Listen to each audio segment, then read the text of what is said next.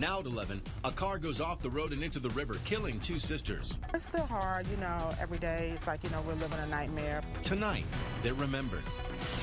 Plus, a delivery man throws a package on a porch. The homeowner's outraged by what they saw next. Plus, a dog attacks a woman on the subway. See why the animal lashed out. I'm Natalie Cowell about a pivotal Game 5 for the Washington Wizards. Can they take control of the series? I'll show you. All the top stories and your Storm Tracker 8 weather in the first 8 minutes. 8 News starts now. Thanks for joining us. I'm Juan Condi. Tonight, parents and students are pushing back against incorrect GPAs and transcripts issued by Richmond schools.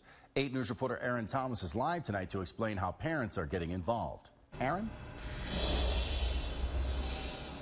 One, parents say that these grading errors by the school system have put college admissions and scholarship opportunities on the line for these students preparing to graduate. Well, tonight, they're teaming up to prevent this from happening to other families. How has this process been for you? It's a little stressful. I won't say it's not.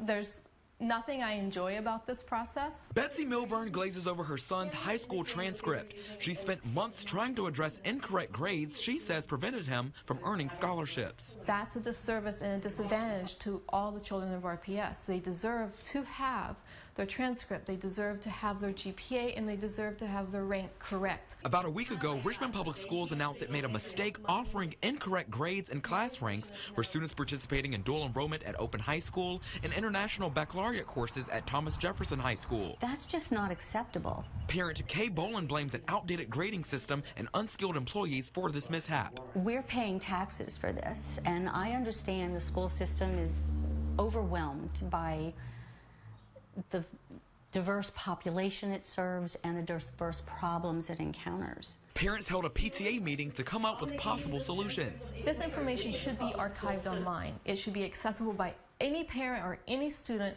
who wants to go, hey, is that class correct that I took? Is that credit correct? Betsy's son graduates from high school soon, but continues to speak out. I started this process. I'm going to finish this process.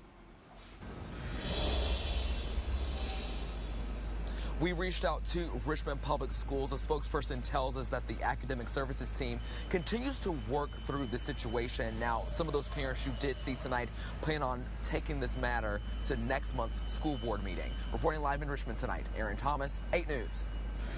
In Storm Tracker 8 tonight, it appears the rain is on the way out. Tough to see there in the darkness, but the capital city is afire tonight. We're here with Storm Tracker 8 Chief Meteorologist John Bernier. Yeah, we're getting a little break from the rain. Unfortunately, however, it is going to come back to us as we head into Thursday night and Friday morning over the area. But here's the rain leaving town right now. You see it spinning off the coastline. We had a couple showers come by, just about 8 o'clock. A quick one that moved through the area. That's about it. Temperatures outside have dropped into the upper 50s to around 60 degrees for us. Starting to get some breaks in the clouds developing. J.R. Tucker High School at 60, 57 Mechanicsville. Down on South Side, still around 60 degrees over in the Tri-Cities. Later tonight, as the clouds part, we will drop down into the upper 40s to the lower 50s, but you basically see how all the rain's done and out of the way. That may be a little area of fog early tomorrow morning. So I'm looking for a low temperature, let's say 51, 52 degrees.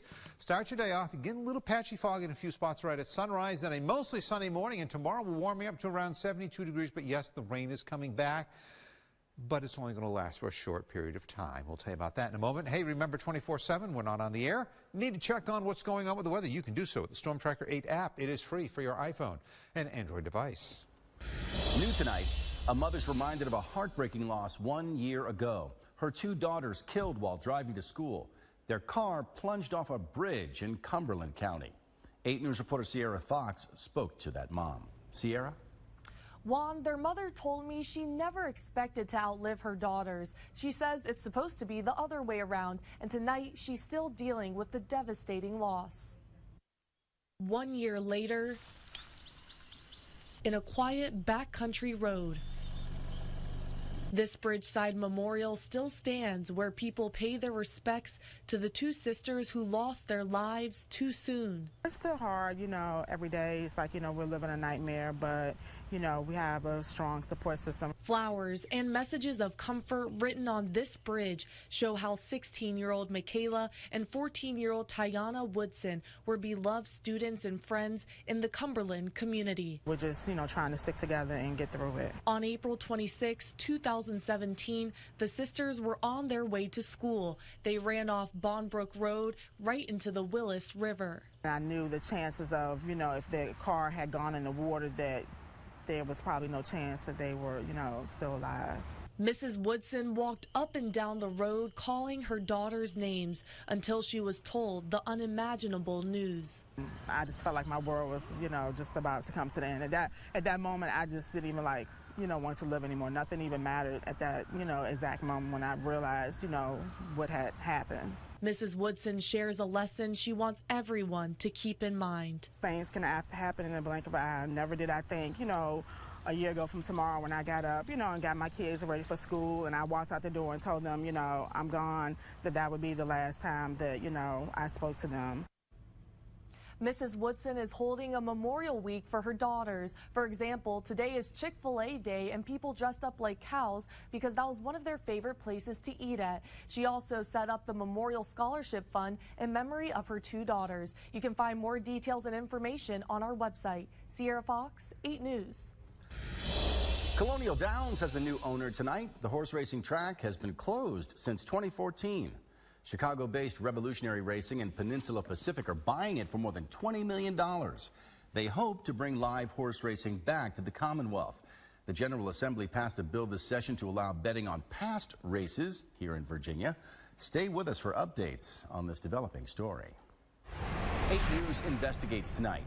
A national veterans group that aids thousands of vets with claims is closing its doors. The Military Order of the Purple Heart is closing all of its service centers across the country, and that includes the Richmond office on the campus of McGuire VA Hospital. The group helps thousands and thousands of veterans negotiate VA bureaucracy. A vet helped by the Richmond office says it's a disservice to veterans. They're not going to get the help that they really need anymore. Statement, the group says, faced with a dramatic reduction of 50% of the prior year's operating budget, already well below earlier years, the MOPH has been left with no choice other than to dramatically reduce expenditures for its outreach programs. We have new details tonight on a Richmond father arrested for the death of his 2-year-old daughter. Tamaya Plummer was found dead in a suitcase in New Jersey. Her father, Travis here, pleaded guilty to the 2004 death of an infant son. That 8-month-old drowned in a bathtub. Plummer's attorney tells us Plummer was in another room smoking marijuana when the baby drowned. He'll be extradited back to the U.S. from Puerto Rico soon. A Virginia fraternity member who gave LSD to another student who died is facing charges. Alejandro Parada is set to go on trial in May. Court records show he supplied the drug to Tristan Medina at George Mason University last year. And 3 days later, Medina fell through a 5th-floor window in his dorm and died. His family claims his death was caused by the drug. Parada's attorney claims it was suicide. New details now about the man accused of killing 4 people at this Waffle House. Just weeks before the shooting, Travis Reinking asked a Tennessee repair shop to erase his laptop. Reinking made that call April 11th. The repair shop said his requests were bizarre. No, yeah, I might make, that's what I'm saying. If I made a backup disk and then kept that for later, had somebody analyze it, they're not going to find anything on it that you guys put there, are they? Why are you guys doing this, man? I don't get it. What are you getting out of this? I'm not sure I understand the question. You're a liar. After hearing Reinking's name on the news, the repair shop sent that audio to police. Tonight, Reinking is charged with 4 counts of homicide. California police say they've arrested a serial killer who's been operating for more than 4 decades. The Golden State Killer has been linked to at least a dozen homicides in California, and police say Joseph D'Angelo, a former police officer, is responsible for at least 12 murders, 45 rapes, and more than 100 burglaries. Those crimes spread fear across California in the 70s and 80s. The feeling is undescribable. I'm so happy. I feel so blessed. We finally got the guy who brutally raped and murdered my sister. Police say he wasn't a suspect until just a few days ago. After a break in the case, they used cutting-edge DNA testing and got a match. D'Angelo's charged with 4 counts of murder. Police say more charges are pending. Former President George H.W. Bush has been moved out of the intensive care unit. He was admitted to the hospital on Sunday for an infection that had spread to his blood. Doctors say he's in a regular patient room now and expected to remain at Houston Methodist Hospital for several more days. Caught on camera tonight, a dog attacking a woman on the New York City subway. We'll explain why that dog lashed out. Plus, a delivery man throwing a package onto a porch. A homeowner's angry with the behavior. Wait and see what he does in just a moment. John? All right, coming into the weekend in just a couple of days. Hey, it's looking pretty good. Saturday's nice and mild, up to 76 degrees. We'll have sunshine on Sunday, but temperatures will dip just a little bit before we have a big warm-up next week. We'll tell you about it coming up in moments. 8 News closed captioning is sponsored by the personal injury attorneys at Emrock and Kilduff. One call, that's all. A Chesterfield woman caught a delivery man carelessly throwing a package on her porch, maybe trying to save some time. But wait, then you see him walk up the stairs to take a verification photo. We're told this is an Amazon delivery man. The video from the woman's doorbell camera. We're told the contents of that package were fragile. Thankfully, the homeowner tells 8 News nothing was broken. Subway riders are outraged tonight. You're watching a dog attack a woman here in New York City. That looks painful. Witnesses say the woman was arguing with the pit bull's owner about the dog sitting in the seat next to her. Dogs aren't allowed on New York City's subway unless they're enclosed in a cage or a licensed service animal. Tonight, police are looking for that dog's owner. Here's an 8 News health alert. Romaine lettuce continues to make people sick across the country. The CDC reports 31 new cases of E. coli tonight, and that brings the number of people affected to 84, one of them from right here in Virginia. At least 5 of those victims have developed kidney failure. No one's died. The CDC says until further notice, you should avoid eating all romaine lettuce. In our Capital Connection tonight, Virginia faces a critical shortage in career and technical education teachers. They rank 4th on our state's critical shortage list. A new bill in the U.S. Senate would give that a boost, creating a teacher residency program aimed to get more qualified instructors into high school classrooms. Henrico County Public Schools offer several CTE classes like automotive.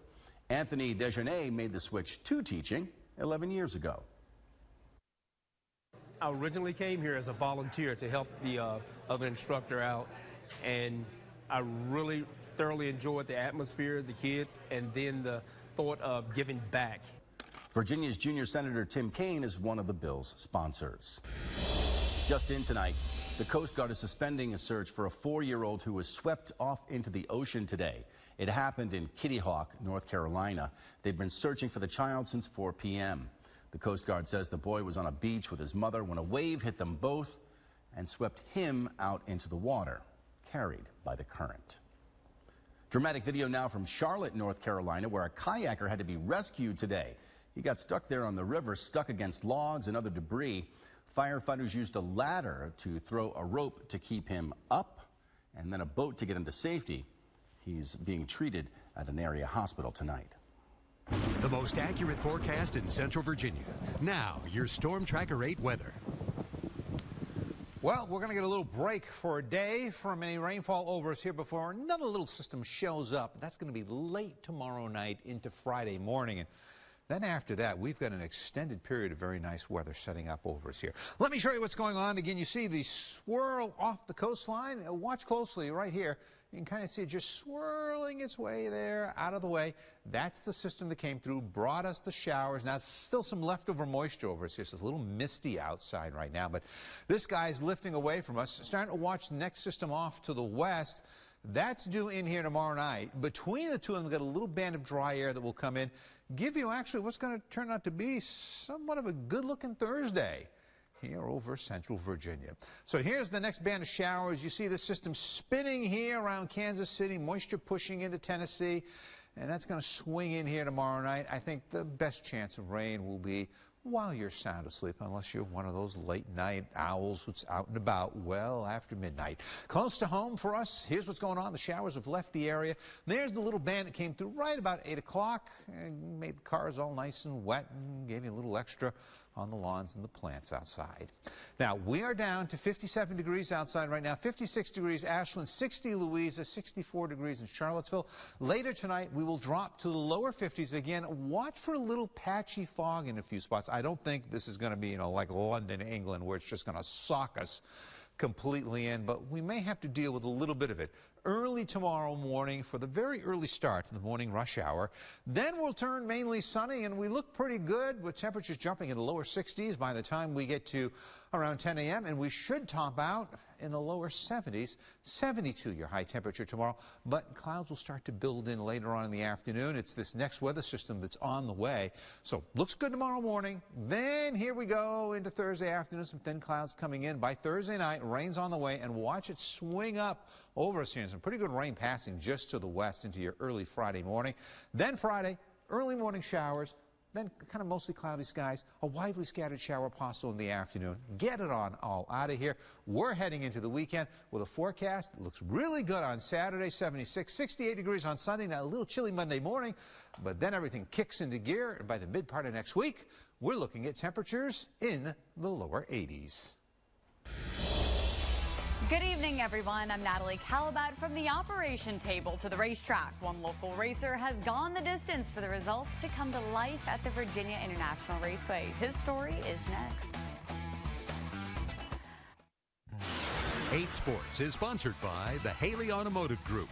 What's going on, everybody? I'm Natalie Calabat, and it's time for sports. Richmond Raceway has already started the countdown to the September races after a successful weekend, and race fans don't have to wait as long as the track staff. Over in Alton, the Virginia International Raceway will host the Pirelli World Challenge Championship Tour. One of the drivers competing is thankful his wife got him into it.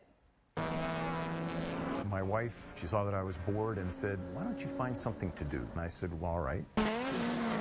All of a sudden, I had this whole world open up in front of me. Preston Calvert is 63 years old. Currently, he is an amateur pro in the Pirelli World Challenge Championship. I found out I had a little bit of aptitude for this. Not bad after taking his wife's advice and falling in love with sports car racing back in 2011. Calvert is also an accomplished neurologist and a 15-year U.S. Army veteran, finishing with the rank of major. The really good drivers use data, and they analyze data after every session. It's not dissimilar to analyzing data in a medical situation and knowing how to make use of that information. It comes as no surprise that Calvert has quickly made an imprint on the tour, not just by gripping the wheel, but also taking interest in reducing brain injury in racing drivers. These young pro drivers are investing huge amounts of effort, and families are investing a lot of effort into getting them started in racing. We're very attuned to trying to minimize that effect, and Pirelli World Challenge has adopted a head injury protocol that I helped them develop, and they've been really forward thinking about that. One thing is certain, he isn't bored anymore. The Washington Wizards in Toronto to face the Raptors in a pivotal Game 5 of the best-of-7 series. Both teams did what they had to do by taking care of business on their home courts, and now it's shifted into a best-of-3 games. But when the Wizards needed it most, their offense froze. From the 4:05 mark in the fourth quarter, they went scoreless for a stretch of 3 minutes and 49 seconds. And although John Wall ran the show, providing Washington with 26 points, the Wizards dropped by 10. Washington has now lost 9 straight road playoff games. Toronto leads the best-of-7 series 3-2. Thanks for joining me inside 8 Sports at 11. I'm Natalie Calabat. John Bernier has an update with the weather. All right, next week we're going to see some warm temperatures making a return to the area. It looks like we may see an extended period where we break 80 degrees, for example, on next Wednesday. Low to mid-80s possible over us. Last look at the forecast in just a moment.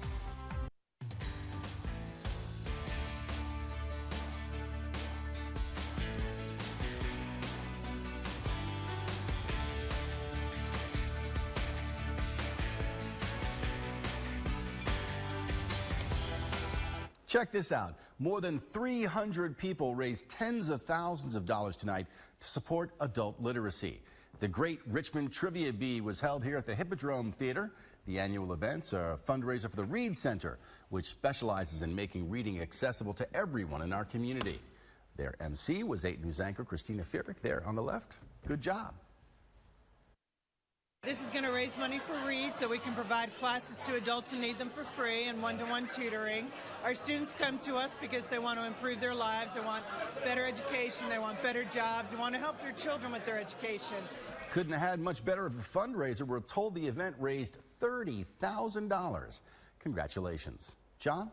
One final look at the forecast tomorrow. Once we get rid of a little bit of fog in the morning, turns into a partly cloudy day. Warming up in the lower 70s. We will get rain later tomorrow night in the overnight hours, and then especially early Friday morning. That's what's going to be the heaviest, but some scattered showers possible on Friday. A little cooler at 69. Sunday's another cool day. You notice a cool start on Monday over the area, but after that, there are some very warm temperatures kicking into gear starting Monday through Wednesday and maybe beyond of next week. It'll be nice to have a spring day that's not, 60-something degrees. Yes, I like all the sunshine towards the end, right? Finally, some weather, what we expect to see at this time of the year. Bring it on. And thank you for being with us tonight. We return tomorrow starting at 5. Until then, we can see you tomorrow. Good night.